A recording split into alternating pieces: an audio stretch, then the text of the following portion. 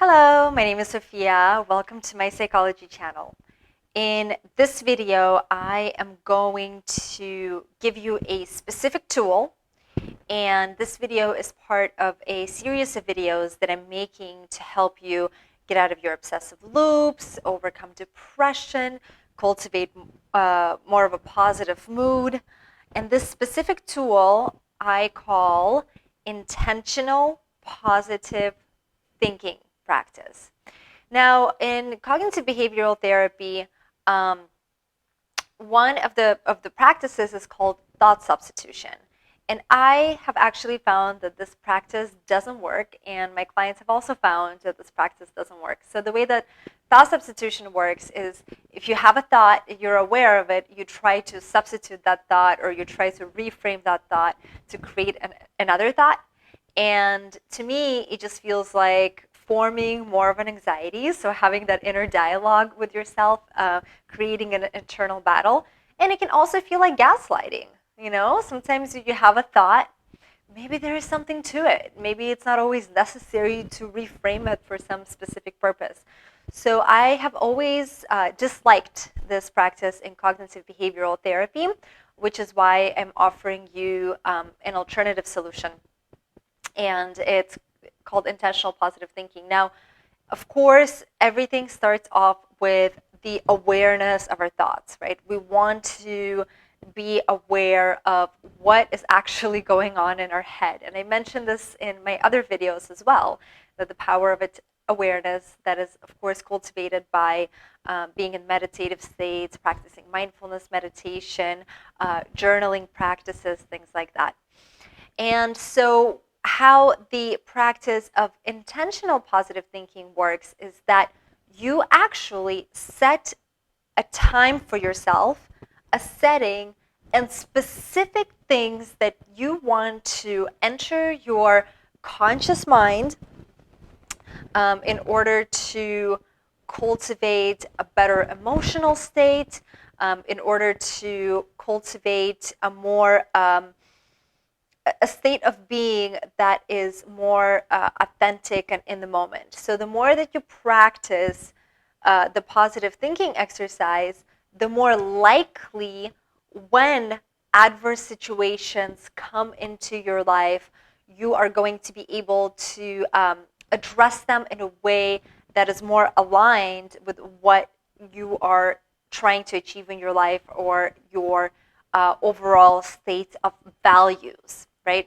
So most of the time that we're functioning in the world, we're functioning reactively, right? So situations appear, we meet people, we have conversations, and what's happening is that we are reacting to our circumstance, to the world at hand. And so this reactive state, we can facilitate a more proactive state by doing these kind of exercises. And when you are in a more proactive state, then the way that you are going to respond to situations in real time are going to be more aligned with what your actual goal is in life. And so it's important to work on this one-on-one with a therapist, or you can sign up to work with me. Because if you don't know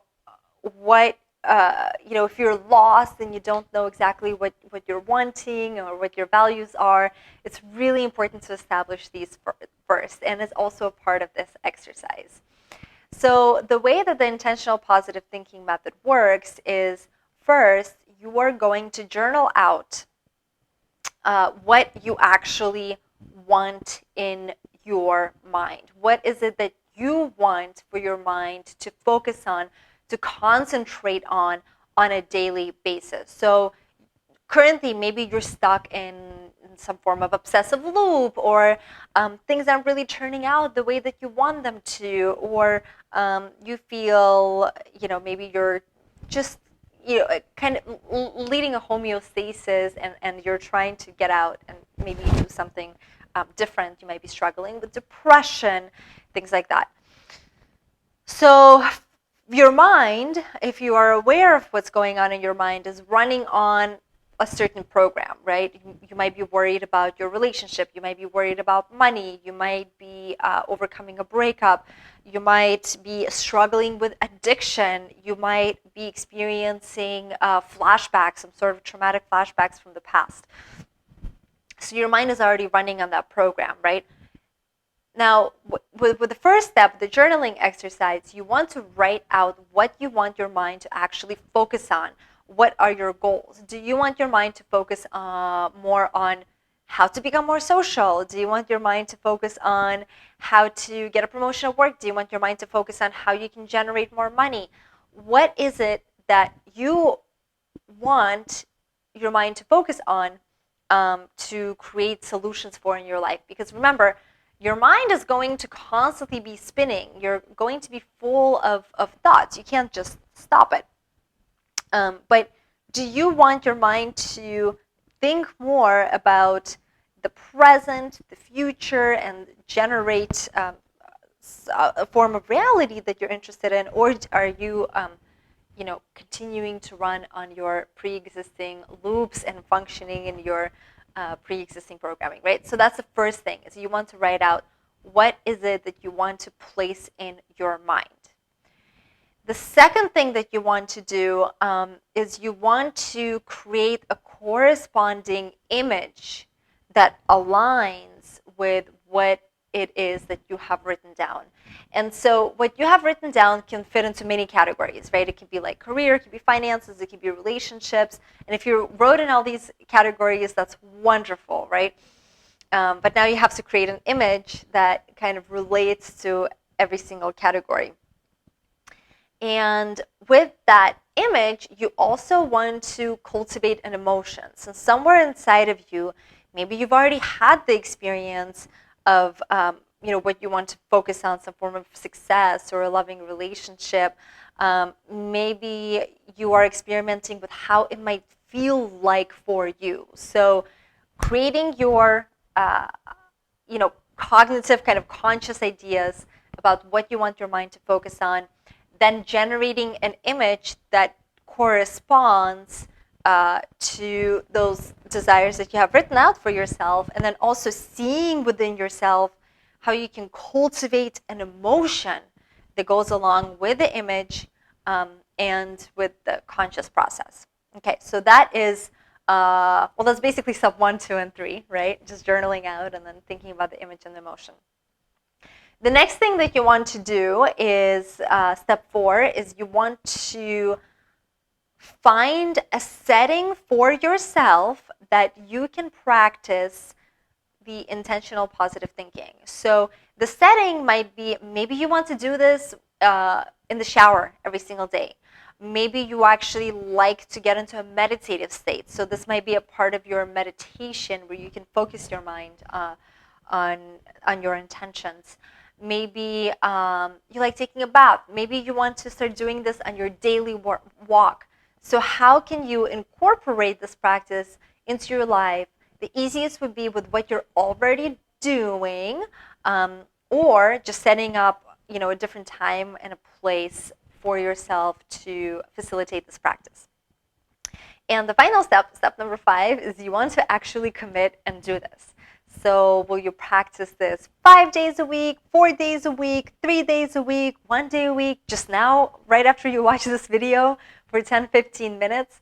How long do you want to practice this? And obviously, this is dependent on how much you want to change your functioning, how much you want to, how many areas of your life you want to improve, how much time you have, how much discipline you have. So even if you commit to practicing this like 10 minutes once a week, literally after you finish watching this video, just do the practice, that is already going to give you a feeling, an idea of what this is like. And I promise you that if you put in just a little bit of an effort to cultivate this practice, you are going to see benefits of that. You're going to immediately feel in a better mood. You're going to feel uplifted. You're going to experience a slight sense of hope. you might start generating new ideas. And so once you get a taste of this practice, you are going to probably want to keep going with it. But you have to not forget and commit to it and keep doing it. So once again, I find this is a wonderful alternative if you've been trying to do any kind of thought replacement, reframing your thoughts, these kind of practices from cognitive behavioral therapy. Maybe you've been working on this with a therapist and you're feeling stuck and you're feeling that it's not really working for you but generating anxiety. I think this is the best alternative. And of course, if you haven't or you're not even seeing a therapist, you don't know what cognitive behavioral therapy or practices are, then you can do this on your own, and this will help you create a shift because your psyche is always going away from something to something else. It is always in motion. Your mind is always in motion. So you might as well help your mind and facilitate emotion that aligns with what you are wanting for yourself. And also, it doesn't even have to be goal-oriented. It doesn't even have to be like, oh, I want a fancy new job or a promotion or an amazing relationship. You might be in a place where you're just feeling really stuck and really low and very, emotionally drained or whatever it is. And this practice might just be a way for you to feel slightly better. So maybe this practice, when you think about what it is that you want or generating images and emotions, maybe you just want to feel relaxed and feel good, and the image and the emotion that will come up for you is just hanging out on the beach or being in the park and enjoying yourself and being in the present moment. So you don't have to put stress on yourself to do this practice to achieve a certain goal. It could just be just as simple as using some time to generate nice, pleasant images and try to cultivate pleasant emotions so that you feel just a slight bit better, just so that you kind of alter your mind a little bit, particularly if you are really, really struggling. So I hope you find this video helpful. Check out my other videos where I talk about obsessive loops and helping you manage your emotions. I'm hoping to add more videos to this series. So if you like this video, please hit the like button and subscribe to my channel. And I am wishing you a blessed day. Thank you.